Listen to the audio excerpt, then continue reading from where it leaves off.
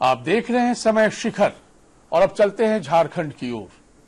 आयुष्मान भारत योजना पर केंद्र सरकार अपनी पीठ थपथपाती है। इसे विश्व का सबसे बड़ा हेल्थ स्कीम भी बताया जाता है। ये प्रधानमंत्री मोदी की अत्यंत महत्वाकांक्षी योजना है। इसकी सफलता के काफी प्रचार प्रसार भी किए जाते हैं और किए जा रहे हैं। हम भी मानते हैं कि आयुष्मान योजना एक अच्छी योजना है, लोगों को इससे लाभ भी मिल रहे होंगे, लेकिन जिस तरह कुछ जगहों पर इस योजना में धांधली की खबर मिल रही है और नियमितताएं की बातें सामने आ रही हैं, इससे योजना की सफलता को लेकर संदेह होता है। अपने खास मेहमानों से इस विषय पर चर्चा करने से पहले हम आपको बता दें कि आखिर आयुष्मान का अपमान क्यों हो रहा है, क्यों इस योजना पर उंगली उठ रही है। पेश है ये रिपोर्ट।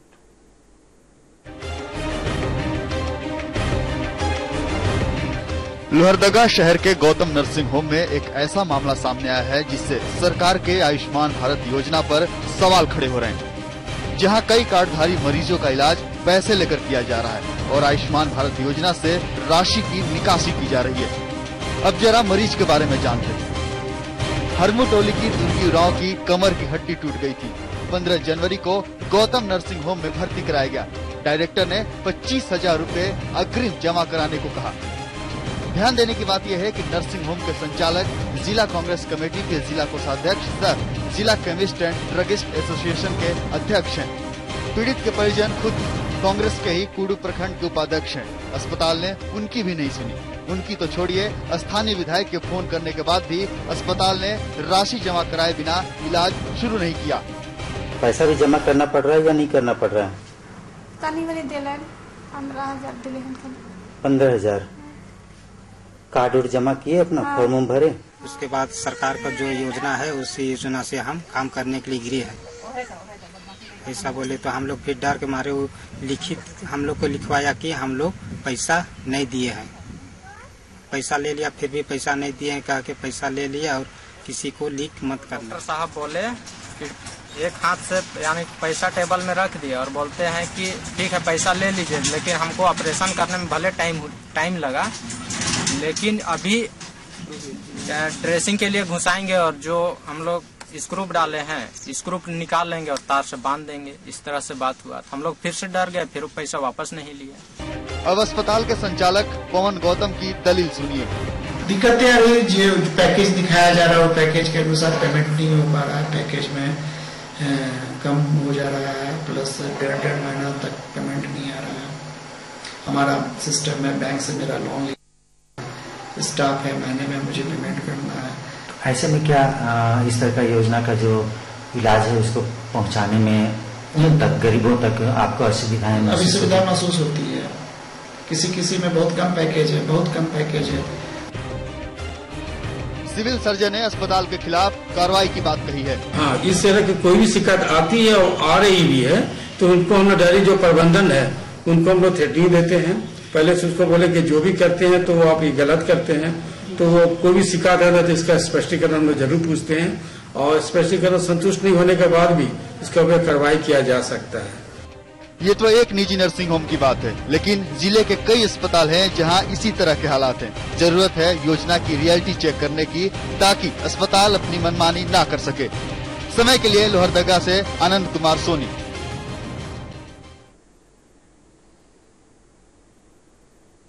दो तीन सवाल मन में आते हैं इसको लेकर। क्या वाकई भारत सरकार ने बिना होमवर्क के आयुष्मान योजना को लॉन्च किया था? क्या जो पैरामीटर तय किए गए थे, जो मानक तय किए गए थे, क्या वाकई निजी नर्सिंग होम उसको पूरी तौर पर पूरा करने में सक्षम नहीं हो पाते हैं?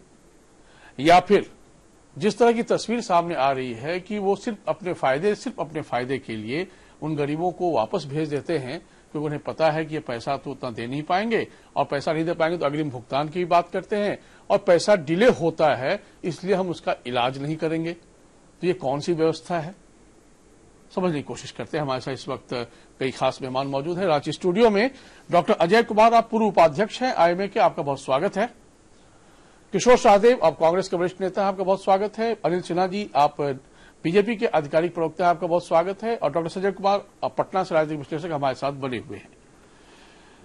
अनिल जी, क्या कहें, आपके तो स्वयं पार्टी के विधायक भी ये सवाल उठा चुके हैं, वरिष्ठ नेता हैं, राधा कृष्ण किशोर जी। और अब देखिए लोहरदगा से एक तस्वीर चल के आ रही है कि जहां निजी नर्सिंग होम के प्रबंधक ही कह रहे हैं कि भाई हम सक्षम नहीं, हम नहीं कर सकते।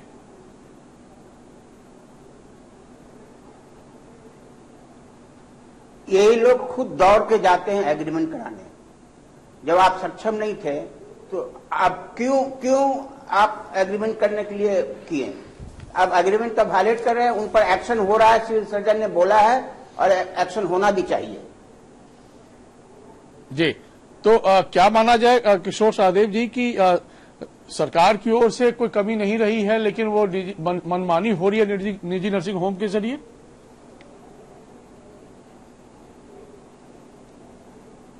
देखिए, आपने एक लोहरदगा का उदाहरण दिखाया और इसमें सारी बातें स्पष्ट है। चाहे अस्पताल प्रबंधन का आपने बाइट दिखाया, जो पीड़िता है, मरीज है, उनका भी आपने बाइट दिखलाया, लेकिन आमतौर पे हर जगह पर इस तरह की बातें हो रही है। रांची में भी कई ऐसे बातें अखबारों में आते रहते हैं। तो मैं समझता हूं कि सरकार ने जिस हड़बड़ी के साथ इसको सरकार लेकर के आई, पूरी तैयारी जिसकी आप चर्चा भी कर रहे थे, वो होनी चाहिए थी। और अगर जो लाभुक है इसके आयुष्मान भारत के, उनको अगर इलाज में सहायता ना मिल सके तो समझिए कि इसके लिए भी एक मॉनिटरिंग सिस्टम सरकार की ओर से होना चाहिए।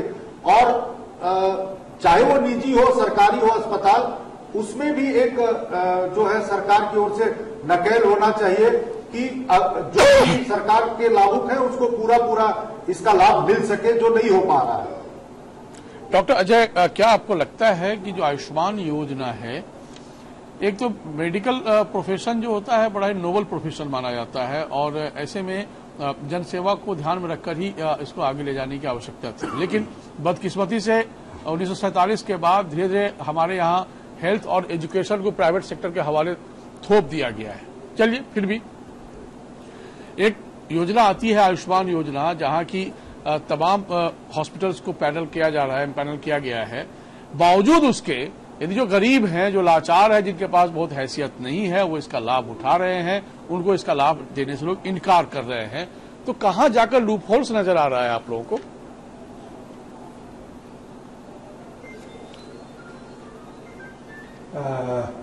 मेरे तो बहुत बहुत धन्यवाद कि मुझे बुलाया गया है। जी, एक बात मैं इस डिस्कशन के पहले ही, क्योंकि मेरा अपना एक ऑब्जर्वेशन है, हम लोग ने जब शुरू किया तो हमारे चिकित्सक को और वो मरीज को, दोनों को किसी दल के साथ जोड़ करके शुरू किया गया, तो कहीं पर लगता है कि पूरा मसला ही हम लोग उस पर न पड़े, जिसे इस मसला उस पर नहीं जा रहे हैं, हो रहा है। नहीं, वो उसको उस पर जाना भी नहीं है हमें। ये बहुत जी हम इसी के लिए अपना रिजर्वेशन है। नहीं, बिल्कुल नहीं। देखिए, संयोगवश वो किसी पार्टी के एक जिला कांग्रेस कमेटी के नेता हैं, वो एक उनकी आइडेंटिटी हो सकती है, लेकिन इन कारणों से हम वो सवाल नहीं कर रहे हैं। हम सिर्फ एक व्यवस्था की एक बात पर हमारा प्रश्न है सिर्फ। जी, बस मैं और दूसरा कि ये आयुष्मान योजना जो है हमारे झारखंड और नैसर्गिक जिम्मेवारी है कि उसमें हम अपना 100% दें। बिन चिकित्सकीय संपर्क के आज जो लागू करने वाले हैं, या मेरे साथ जो मेरे बड़े भाई और छोटे भाई बैठे हुए हैं, इनके लिए भले ये इतनी गंभीर विषय बात न हो, लेकिन हम एक चिकित्सक हैं, ताजिंदगी हमको चिकित्सा ही करना है, इसलिए हमको संवेदनशील इसमें रहना है। अगर हमने किसी चीज को एग्रीमेंट किया है तो हम कोई अनपढ़ नहीं है कि बिना कागज पढ़े हुए हमने सीधे डॉटेड लाइन पर दस्तखत किया था। अगर हमने दस्तखत किया है तो हमको वो मानना पड़ेगा। कारण सरकार ने किसी को जबरदस्ती अभी तक कहीं पर भी, पूरे देश की बात मैं कर रहा हूं, कहीं पर भी जबरदस्ती उसको थोपा अस्पताल पर नहीं किया है। जिन हमारे यहां से झारखंड में सिर्फ 570 निजी चिकित्सालयों ने उसके लिए आवेदन दिया है और सिर्फ 170 उसमें से चयनित किया गया है। जी, बिल्कुल। इसका मतलब ये है कि ये अगेंस्ट एप्लीकेशन अलॉटमेंट हो रहा है। तो वो हम एग्रीड थे और आज हम किसी कारण से ये कह रहे हैं तो इसको तो बहुत सही नहीं माना जाएगा। बिल्कुल। डॉक्टर संजय कुमार नहीं करेंगे कि हमको देर नहीं सही नहीं सर, उनके खिलाफ कानूनी कार्रवाई होनी चाहिए और होगी। तो अब आप जी होनी है। बिल्कुल। मैं आप लोगों से आपको चर्चा को आगे बढ़ाऊं, डॉक्टर संजय कुमार आपके पास पहुंचूं, उससे पहले कुछ और फैक्ट फाइंडिंग्स को जरा अपने सम्मानित दर्शकों के साथ शेयर कर ले। आपको पता है कि आर्थिक रूप से गरीब लोगों के इलाज के लिए केंद्र सरकार ने आयुष्मान योजना की शुरुआत की, लेकिन क्या वाकई में इसका लाभ गरीबों को मिल रहा है? क्या सरकार के जो दावे हैं उस पर यह योजना तेजी से काम कर रही है? आपने अभी देखा कि लोहरदग्गा की खबर से योजना कटघरे में जरूर आती है। अस्पताल गोल्डन कार्ड धारकों से बगैर अग्रिम राशि जमा कराए इलाज नहीं कर रहे हैं। गोल्डन कार्ड की बात करें तो अभी भी 7.68 लाख गोल्डन कार्ड स्वीकृति के लिए लंबित हैं, यानी नहीं मिला है। निजी अस्पताल इन कार्ड धारकों का इलाज ही नहीं कर रहे। इसके अलावा 111 सूचीबद्ध अस्पतालों में इलाज अभी तक शुरू नहीं हुआ है। अस्पतालों को पूर्व प्रशिक्षण नहीं देने की बात भी सामने आ रही है। रांची के 35 अस्पतालों में इलाज नहीं किए जा रहे हैं। अच्छी बात यह है कि हजारीबाग, गुमला में योजना का संतोषजनक प्रदर्शन है। योजना के तहत 23,000 मरीजों का इलाज अब तक हो चुका है। डॉक्टर संजय कुमार, ये तस्वीर आपके सामने जब आती है और इस तरीके से डिनायल सिचुएशन पे भी बात अब चलने लगी है, तो इसको किस तरीके से हैंडल करने की आवश्यकता है ताकि आगे सब ठीक रहे?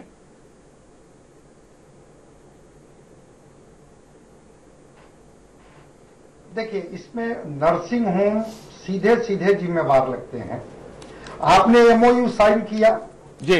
एमओयू जिस समय आप साइन कर रहे थे उस समय तो आपको पता था कि ये पैसा हमें सरकार देगी इलाज के बदले में। उस समय तो आपने नहीं कहा कि भाई सरकार हो सकता है कि पैसा देने में देर करे, इस वजह से हम अपने हॉस्पिटल को उसके तहत नहीं रखेंगे।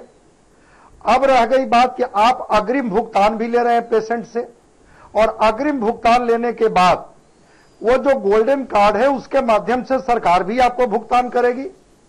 आप वो जो पेशेंट से पैसा ले रहे हैं उसको लौटा भी नहीं रहे हैं, तो एक तरह से आप दुगना मुनाफा लेने की कोशिश कर रहे हैं।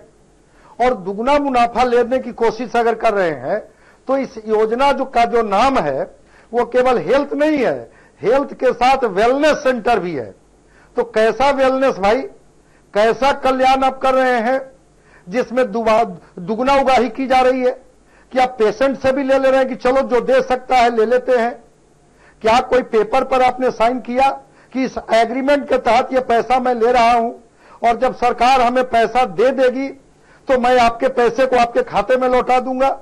इस तरह की कोई बात नहीं। और आपने तो बजाते एक बाइट दिखाया जिसमें वो कह रहे हैं कि पेशेंट को समझाया जा रहा है कि तुम जो पैसा दे रहे हो इसके बारे में तुम कोई कहीं से चर्चा नहीं करना।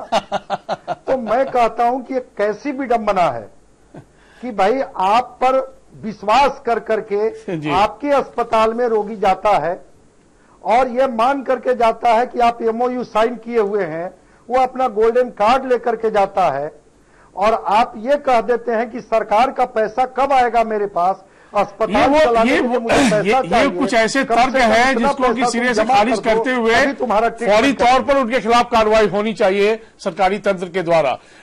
अनिल सिन्हा जी, ये बताइए कि हालांकि सरकार इस मामले में चिंतित जरूर है, लेकिन रांची सहित बोकारो, साहेबगंज, देवघर, धनबाद, सिंहभूम, गढ़वा, गिरिडीह, हजारीबाग, जामताड़ा, खूंटी, कोडरमा, पाकुड़, पलामू, रामगढ़ समेत कई जिले के अस्पताल ऐसे हैं जिन्होंने इलाज करने के लिए सरकार के पास इनपैनल तो कर लिया अपने आप को, अभी तक इलाज शुरू नहीं किया है। तो सर, बीमारी तो पूछकर नहीं आती है, मुहूर्त निकाल कर तो नहीं आती है। गरीब तो वैसे ही लाचार है।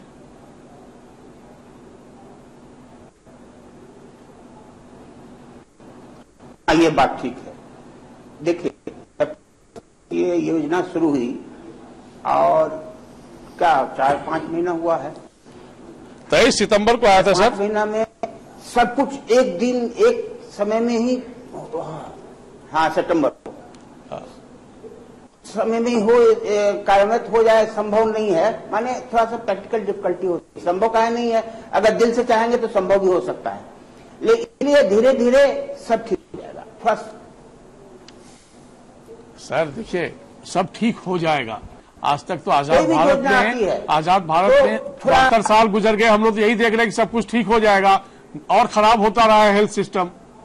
ऐसा है नहीं, अब उन्हीं के लिए हेल्थ सिस्टम सबसे बढ़िया रहेगी जिनके पास बहुत पैसे हैं। हम इस योजना के बारे में बोल रहे हैं जी, लेकिन इस योजना में भी सर एक बात बताइए, एक और ठीक कह रहे हैं आप, इस योजना में एक और फैक्टर भी सामने आ रहा है, जो बड़े बड़े अस्पताल हैं, विभागों ने खुद चिंता जताई है और उस पर पत्र भी लिखा है, विभाग को पत्र भी लिखा गया है कि मेदांता, गुरु नानक, प्रभावती, जगन्नाथ अस्पताल जैसे समेत 35 से ज्यादा ऐसे निजी अस्पताल हैं जो आयुष्मान भारत के तहत इलाज नहीं दे रहे हैं। तो फिर एक बड़ा प्रश्न तो उठता ही है ना सर, डॉक्टर अजय कुमार।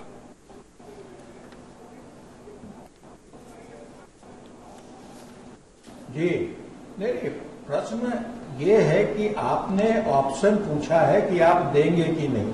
जी, कभी कभी हम लोग कुछ निर्णय जो लेते हैं, ये अभी आपने कहा ना कि पूरे देश में जो ये हुआ वेलफेयर का, हमारा एक ब्रॉडर स्पेक्ट्रम हुआ गरीबों के लिए, लेकिन पहले से भी सरकार के द्वारा गरीबों के लिए, मजदूरों के लिए, ईएसआई के द्वारा, बीपीएल कार्डधारियों के लिए चिकित्सा की व्यवस्था थी। लेकिन आयुष्मान ने एक बड़ा ही पैमाना दिया है, बहुत बड़ा प्लेटफॉर्म दिया है। पूर्व का ये अनुभव है, आज बहुत से अस्पताल ऐसे हैं जिसका ईएसआई का 50 लाख से 1 करोड़ रुपया वो लोग बकाया रखे हुए, बीपीएल का कुछ है। तो कभी कभी इसमें भी थोड़ा लोग हिचक जाते हैं, जो अभी हमारे लोहरदगा के डॉक्टर साहब जिस बात का दुहाई दे रहे थे, जिसमें कि हम उनसे सहमत नहीं हैं, अगर उनको भी पता था पहले से तो एमओयू करना चाहिए था। और हमारे जिन अस्पतालों का आपने नाम लिया है, उन लोगों ने सीधे सीधे कहा है कि हमको संस्था से, जो कि सब सरकारी है, ईएसआई भी गवर्नमेंट का है, बीपीएल है, तो बकाया नहीं होता है, स्टाफ को सैलरी देना होता है, और चाहता हम आज को आउटसोर्स कर सिस्टम प्राइवेट के हाथों में देना चाहते हैं। आज हमारे हॉस्पिटल्स, गवर्नमेंट हॉस्पिटल्स हैं, ये सब योजना को लेते हैं और उससे जो राशि उनको मिलती है उससे अपने सरकारी व्यवस्था को सुदृढ़ करते हैं। उन्हें किसी भी प्राइवेट के पास कटोरा लेकर के जाने की जरूरत नहीं पड़ती है। काहे कि हम जो कर रहे हैं, हमने अपना प्राइवेट खोला है, अगर हमको फायदा हुआ तो हम तुम खोले रखेंगे। सर एक बात बताइए डॉक्टर साहब, आप तो इतने अनुभवी हैं, निकल डॉक्टर साहब, लेकिन सरकार ये नहीं कर सकती है। डॉक्टर साहब आप तो इतने अनुभवी हैं, वरिष्ठ हैं, एक दशकों तक आपका लंबा अनुभव है चिकित्सा क्षेत्र में, और आप बेहतर चीजों को बता भी पाएंगे। एक निजी नर्सिंग होम यदि कोई खोलते हैं, चाहे किसी भी स्तर के हो, एक मध्यम स्तर का भी नर्सिंग होम होता है या फिर सबसे बड़े स्तर का भी होता है, बड़े बड़े अस्पताल होते हैं, प्राइवेट हॉस्पिटल, वो सिर्फ और सिर्फ कमाने के लिए इस देश में अपना चलाएंगे क्या? क्या उनकी कोई उनका दायित्व नहीं बनता है इस देश के नागरिकों के लिए जो गरीब हैं? और जब सरकार उनको रिटर्न देने को तैयार है, सिर्फ महीना, 1.5 महीना, 2 महीना लगेगा रिटर्न देने में, नहीं सब डिनाई भी कर रहे हैं। हमारे पास ऐसी सारी खबरें आ रही हैं। नहीं, वो कर रहे हैं इस चीज को, नहीं कर रहे हैं। लेकिन आपने मेदांता का नाम लिया, चाहे जो उससे हमको लेना था, अगर उन्होंने एग्रीमेंट किया है तो करना पड़ेगा ना। कर रहे हैं तो ये नियम तो उन पर भी लागू होता है। जी नहीं, करना पड़ेगा। नहीं, ये कोई ये नहीं है, तानाशाही नहीं है कि आप किसी पर जो एग्रीमेंट किए हैं उनको करना ही पड़ेगा। सर वही कह रहा हूं, एग्रीमेंट नहीं किया है, कारण है जिन्होंने नहीं किया उस पर नहीं कह रहे हैं सर कि हमारा स्तर नहीं है और हम आपसे सरकार से जी उनको करना पड़ेगा। चलिए ठीक है, ठीक सर, मैं समझ गया। किशोर शाहदेव जी, क्या जो एकदम जो कानून लोहरदगा के उस निजी नर्सिंग होम पर लागू होगा, जो होना चाहिए, वही कानून और वही कार्रवाई बाकी अस्पतालों और नर्सिंग होम पर भी लागू होना चाहिए? तो फिर इसमें उदासीन रवैया क्यों हो रहा है? क्या पार्टी इस और भी कुछ देखती है क्या, विपक्ष होने के नाते? बिल्कुल बिल्कुल नहीं, मैं ये सवाल किशोर सहदेव से पूछ रहा हूं। बिल्कुल, देखिए आपने कुछ प्रमुख अस्पतालों का रांची में जिक्र किया जी। हाँ, आपने बिल्कुल जो 4-5 प्रमुख नर्सिंग होम का जिक्र किया रांची का, जहां आयुष्मान भारत के इलाज नहीं हो पा रहे उसके तहत, लेकिन जहां हो रहे हैं वहां की भी खबरें आई कि आयुष्मान वाले की पंक्ति बाद में लगो, पहले अगर हमारे पास बेड खाली होगा तब हम आयुष्मान भारत के इलाज करेंगे। तो मैंने आपको कहा, ये बात से मैं सहमत हूं कि आप कि जो डॉक्टर साहब कह रहे थे कि अगर वो एग्रीमेंट किए हैं, MOU किए हैं, तो उनको इलाज मुहैया कराना है, लेकिन उसमें MOU चूंकि इलाज कैशलेस अगर है तो उसके भुगतान की भी प्रक्रिया की जिक्र होगी निश्चित तौर पे। तो ये सारी चीजों के मॉनिटरिंग के लिए भी सरकार इस पर ध्यान दे तो निश्चित रूप से वारदात को कम किया जा सकता है। बिल्कुल साहब, देखिए अनिल जी, क्या है ना, ये बड़ी जिम्मेवारी और जवाबदेही गवर्नमेंट के ऊपर है और ये समाज पर नहीं छोड़ सकते आप, क्योंकि ये बहुत ही जन कल्याणकारी योजना है। और आयुष्मान भारत योजना जो है ये उन गरीबों के लिए, उन जरूरतमंदों के लिए, उन लाचार लोगों के लिए है जो बड़ी मुश्किल से अपनी जिंदगी चला पाते हैं। वैसे में सरकार और तमाम राजनीति का दायित्व तो बनता है कि उनकी वकालत करते हुए सभी जगह फौरी तौर पर वो व्यवस्था होनी चाहिए जो एनपैनल्ड है। जो नहीं है हम उनकी बात नहीं कर रहे हैं, कम से कम जो एनपैनल्ड है वो इस बात को लेकर मना नहीं कर सकते हैं, जैसा कि लोहरदगा का केस आपके सामने आया है। और यही सवाल आपके राधाकृष्ण किशोर ने भी उठाया था हाउस में, जिसको लेकर आपके ही हेल्थ मिनिस्टर ने बड़ा अटपटा जवाब दिया था।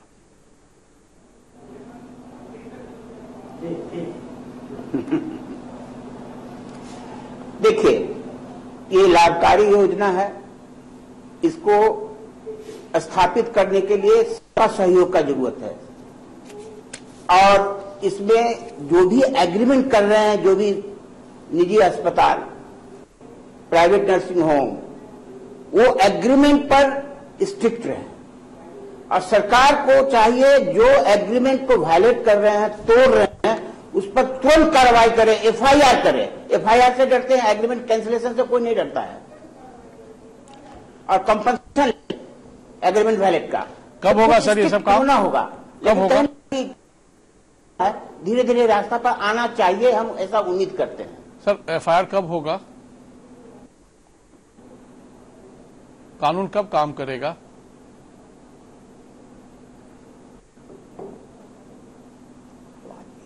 आवाज आ रही है अनिल जी? आवाज नहीं जा रही है, उसकी नौबत। हाँ, अब आ रही। सर आपने बड़ी अच्छी बात कही, FIR करने से बात बनेगी। FIR कब होगा? कानून कब अपना काम करेगा? या फिर हम सिर्फ चाहिए अर्थ पे बात करेंगे? पहले एक बार उन लोगों को शोकॉज नोटिस दे। हाँ, ये बता रहे हैं, पहले तो उनको स्पष्टीकरण आने के बाद देखा जाएगा कि नहीं वो उन्होंने एग्रीमेंट का वायलेट किया है, तब तो दो ऑप्शन है। दो ऑप्शन में एक एग्रीमेंट कैंसिल करने का और एग्रीमेंट वायलेट करने का, उन पर FIR होगा, लेकिन उनको सुनने का मौका पहले देना जरूरी है। जी नहीं, खैर वो तो सही है भाई, किसी को भी दोषी ठहराने से पहले आपको सबको सुनने का, बोलने का मौका तो देना ही पड़ेगा। ये लोकतंत्र है, यहाँ पे तालिबानी फैसला फरमान तो जारी नहीं हो सकता है। डॉक्टर अजय कुमार, ये बताइए सर कि एक जानकारी ये भी आ रही है association of health providers of India के मुताबिक कि झारखंड के में कई डॉक्टर्स या जो भी इस योजना में जुड़े हुए नर्सिंग होम हैं, उनका कहना है कि बहुत कम खर्च में गंभीर बीमारियों का इलाज नहीं किया जा सकता और ऐसे में केंद्र यदि CGHS के दर पर खर्च दे तो स्थिति बेहतर होगी। क्या कहना है? ये कोई एडवाइस नहीं है, ये एक उदाहरण है जो बगल के राज्य उड़ीसा में हो रहा है। हाँ, वही ठीक है। ये ऑलरेडी ये लागू है उड़ीसा में जी, हमारे बंगाल में लागू है जी, लेकिन अभी भी जो प्रावधान है, मैं मिश्रा जी बता दूं आपको, अभी भी जो प्रावधान है कि हम जब एडेड कुछ सब सुविधा देते हैं तो उसमें हमको 10% एक्स्ट्रा बिल का भी प्रावधान है। ऐसा नहीं है कि एक कैप लगा दिया गया है कि 5 रुपया है तो 5 ही रुपया मिलेगा। तो मतलब वो कैपिंग उतना है जितना खर्चा हो उतना मिल जाएगा। सिर्फ हम खामियां खोजते रहेंगे, टोटल का नहीं है। चूंकि देखिए 5 लाख का है, जिसमें 1 लाख रुपया इंश्योरेंस है, 4 लाख रुपया एश्योरेंस है। 1 लाख रुपया के अंदर का बिल इंश्योरेंस देगा, 1 लाख से ऊपर जब क्रॉस करेगा तो स्क्रूटनी कमेटी में जाकर के उससे पास होके आएगा, जिसमें कि मैक्सिमम टाइम 30 दिन का है। ओके, ये मेरे साथ डॉक्यूमेंटेड है, डॉक्यूमेंटेड है। हेल्थ सेक्रेटरी से लेके हेल्थ मिनिस्टर से लेकर के हमारे जो उसके नोडल ऑफिसर हैं, हमारे अमितांशु यहाँ पर जो दिव्यांशु जी, उनका ऑलरेडी मेरे पास सब चीज डॉक्यूमेंट रेडी है। उन्होंने कहा हुआ है वर्बल एंड रिटन। इसलिए हम लोग बहुत ज्यादा इसमें अगर एग्रीमेंट किया है जी, तो ब्रीच ऑफ एग्रीमेंट करना न नीति संगत है न न्याय संगत है।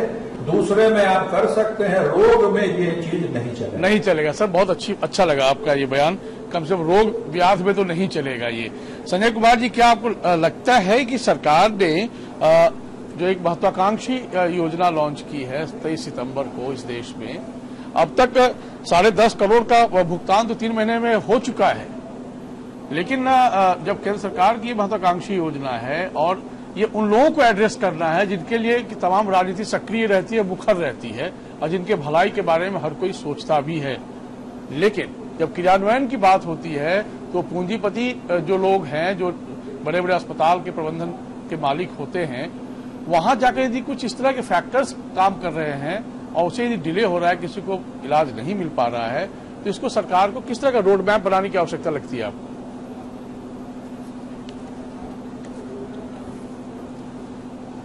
सरकार को तो मॉनिटरिंग करना होगा, क्योंकि जब तक कोई व्यक्ति क्रॉनिक डिजीज से ग्रसित नहीं हो या ट्रांसप्लांट की बात नहीं हो, तब तक इस तरह की अस्पताल में वो जाएगा ही नहीं। और अगर मान लिया जाए कि वो अस्पताल वो इसको बहुत ये नहीं लेता है, इंटरेस्ट नहीं दिखाता है, तो सरकार को एक मॉनिटरिंग कमेटी बनानी होगी कि वास्तव में एक व्यक्ति जो इस तरह से पीड़ित है और इस योजना का लाभ लेने की वजह से उसकी जिंदगी और बढ़ सकती है, वो ठीक से जिंदगी जी सकता है, और उसमें अस्पताल कहीं से संवेदनशील भूमिका नहीं निर्वहन कर रहा है, तो वहां पर तो सरकार को और सरकार के द्वारा जो अधिकारी नियुक्त होंगे उनको मॉनिटरिंग करना होगा, क्योंकि बड़ी ही महत्वाकांक्षी और विश्व की सबसे अच्छी योजना है। 10.5 करोड़ लोगों को इसके तहत जोड़ना, परिवार को, मैं समझता हूं कि एक साहस नहीं, यह दुस्साहस का काम है। लेकिन जो आपने एक सवाल बीच में किया, चिकित्सकों को भी थोड़ी संवेदना दिखानी होगी और मानवीय रुख अख्तियार करना होगा, क्योंकि ये आप ही के देश के नागरिक हैं, ये कोई दूसरे देश के नागरिक नहीं है।